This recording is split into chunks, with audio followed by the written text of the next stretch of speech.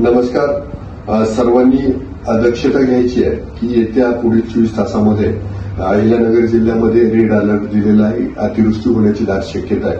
अकोल्यातील प्रशासन सजग झालंय. इरिगेशन डिपार्टमेंट मार्फत अकोल्याचा जो अगस्तीकडे जाणारा छोटा पूल आहे त्याला दोन्ही बाजूने बंद करण्यात येणार आहे. त्याचबरोबर अजून सावंतवाडी जवळचा जो छोटा पूल आहे तोही कदाचित बंद करण्यात येईल आणि बाकीचीही दक्षता घेण्यात येते. ग्रामपंचायतला कळवण्यात येते. पण तरी सुद्धा प्रवरा नदी, मुळा नदी आणि आढळा नदी या काठची जी गावं आहेत किंवा ज्या वस्त्या आहेत, विशेष करून वस्त्या आहेत, तर त्यांनी विशेष काळजी घ्यायची की जर पाऊस वाढला तर आपल्याला पुराचा तडाखा बसला नाही पाहिजे.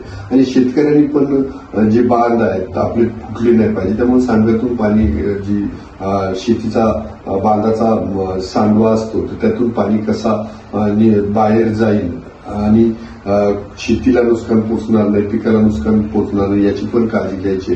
रात्री भंडारदऱ्यामधून खूप मोठा विसर्ग सोडला जाणार आहे आणि तेवढाच विसर्ग निळवंड्यातूनही बाहेर पडणार आहे. त्यामुळं विशेष करून प्रवरा काठच्या गावांनी किंवा ज्या वस्त्या आहेत त्यांनी विशेष लक्ष घ्यायचे आणि हे जे काही मी तुमच्यापर्यंत माहिती पोहोचवली इतरांनाही सांगा, एकमेकाची आपण काळजी घेऊ. तसा काही बाका प्रसंग जर आला तर तुम्ही मला नक्की कळवू शकाल.